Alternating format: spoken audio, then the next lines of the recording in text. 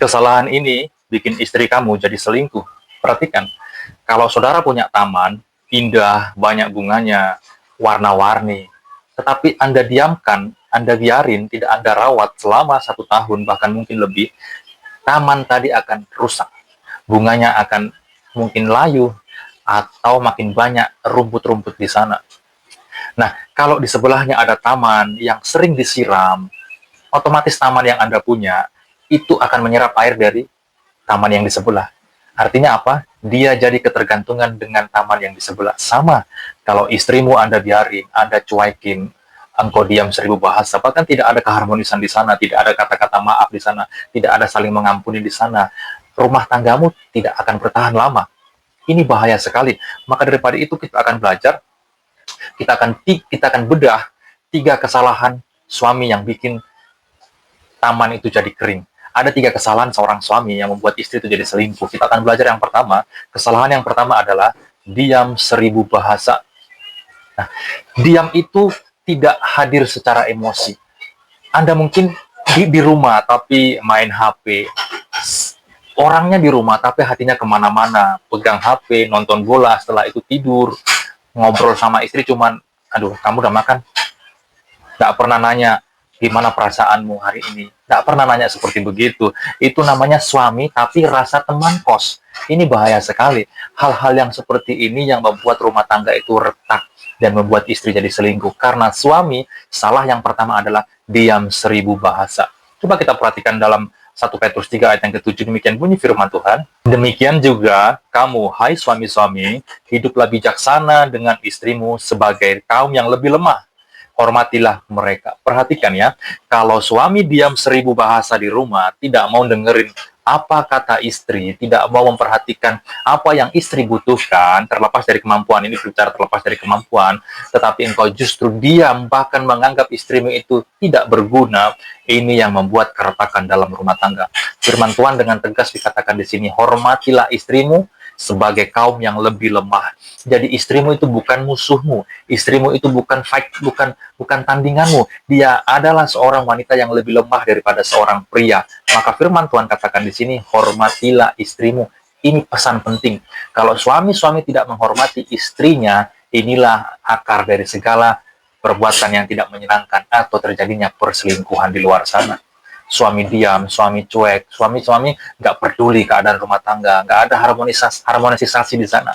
Tidak ada kata maaf, tidak ada kata aku yang salah, tidak ada kata, oh iya bagaimana kita harus memperbaiki rumah tangga ini. Tidak ada, tapi justru egosentris. Perhatikan, engkau seorang suami, turunkan level egomu supaya ada keterbukaan di sana. Jangan engkau merasa sebagai kepala rumah tangga, akhirnya engkau ingin didengar. Sementara wanita itu perlu lebih didengar. Perhatikan di situ. Nah, saudara yang terkasih dalam nama Tuhan Yesus Kristus, hadir itu lebih penting daripada sebuah hadiah. Kehadiran kita dalam keluarga itu lebih mahal daripada sekedar sebuah hadiah.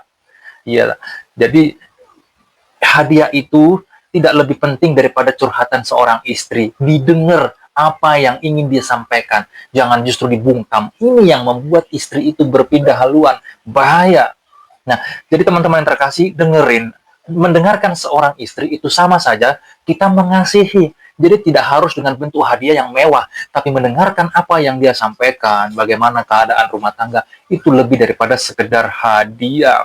Telinga kita itu mau mendengar, itu bentuk cinta kita kepada seorang istri. Kita dengerin aja dia dulu, apa yang mau disampaikan. Itu bentuk cinta kita, bukan cuma sekedar hadiah yang mewah. Nah, saudara yang terkasih dalam nama Yesus Kristus, bahkan bahwa diam itu bukan emas. Ada banyak orang berpengertian kalau diam itu emas. Jadi artinya, diam pas lagi istri butuh didengar itu percuma. Kalau istri butuh didengar, keluh kesahnya, butuh didengar pendapatnya, jangan diam. Dengarkan, itu lebih mahal daripada emas. Nah, hal-hal seperti ini yang sepele yang membuat terjadi pergesekan dalam rumah tangga, seorang suami tidak menghormati istri, ini yang membuat terjadinya perselingkuhan. Itu kesalahan yang pertama. Kesalahan yang pertama adalah diam. Seorang suami hanya berdiam diri, tidak mau mendengarkan keluh kesah seorang istri. Bahaya, hati-hati teman-teman. Nah, yang kedua, kita akan belajar kesalahan yang kedua yang dilakukan seorang suami adalah raja egois. Suami itu terlalu egois. Ini yang sering sekali membuat istri itu berpindah haluan. Nah, egois itu sama saja kita cuma mikirin diri sendiri. Perhatikan, mentang-mentang kita sebagai kepala rumah tangga, engkau merasa kau lebih hebat, kau tidak perhatikan pekerjaan istrimu yang begitu mengurus anak, mengurus rumah tangga, mengurus sekolah, antar jemput sekolah, bahkan masih pekerjaan rumah. Engkau berkata, istri nggak ada kerjaan. Loh, emang itu nggak pekerjaan? Egoisnya terlalu tinggi. Hal ini yang memicu terjadinya istri selingkuh. Suami terlalu egois. Di kamar maunya dilayani, tapi nggak pernah nanya istri capek apa enggak. Lah, bener nggak seperti begitu? Pinginnya dilayani, tapi nggak pernah nanya istrinya capek apa enggak. Nah, ini bahaya sekali.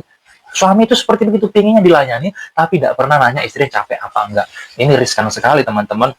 Soal uang, semua keputusan sendiri. Nah, ini bahaya. Suaminya ingin mengambil keputusan sendiri kalau bicara tentang uang. Ini bahaya. Mentang-mentang suami yang cari uang, istri tidak diperhitungkan pendapatnya. Ini bahaya banget, teman-teman. Soal anak, itu urusan kamu. Istri ngerasa jadi pembantu, bukan ratu di rumahnya. Ini bahaya, teman-teman. Perhatikan, istri itu bukan pembantu. Dan dia juga bukan ratu, tetapi saling melengkapi dalam rumah tangga, supaya bagaimana rumah tangga itu tetap harmonis.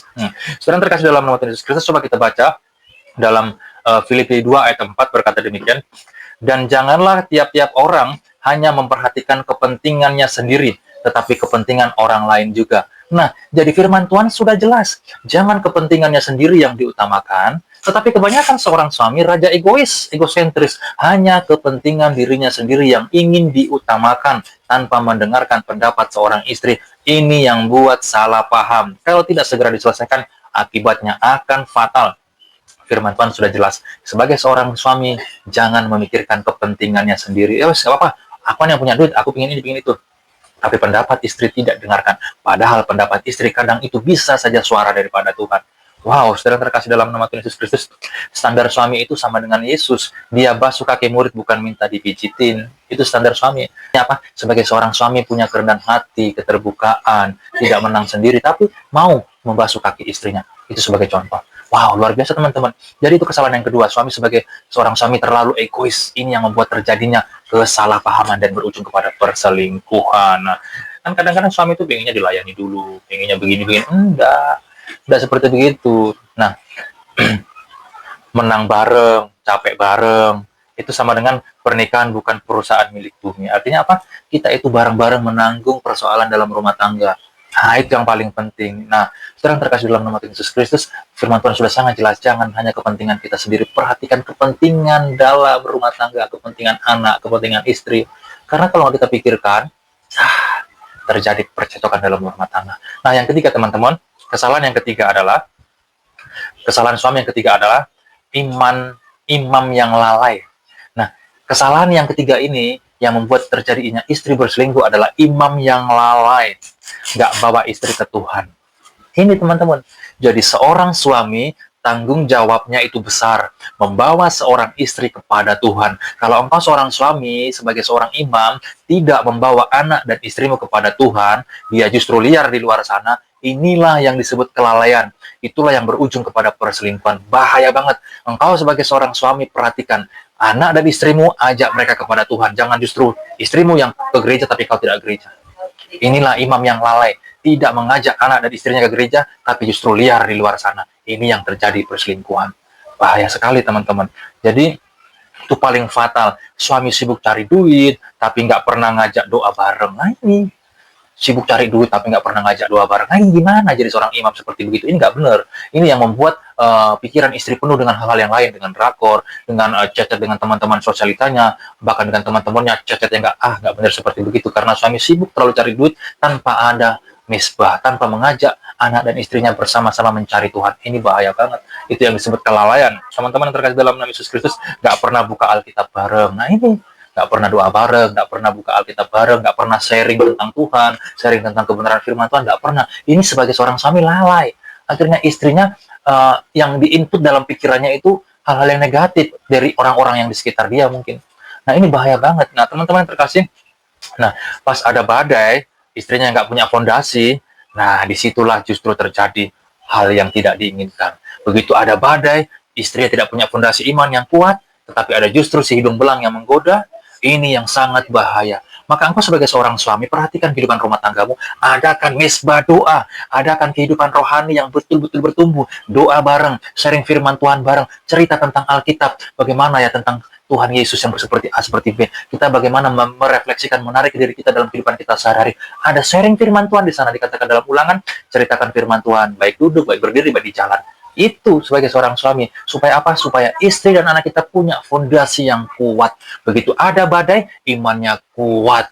Walaupun gunung itu tak berpindah, tetap Yesus kita sembah. Itu yang paling penting dalam kita menjalani kehidupan rumah tangga ini.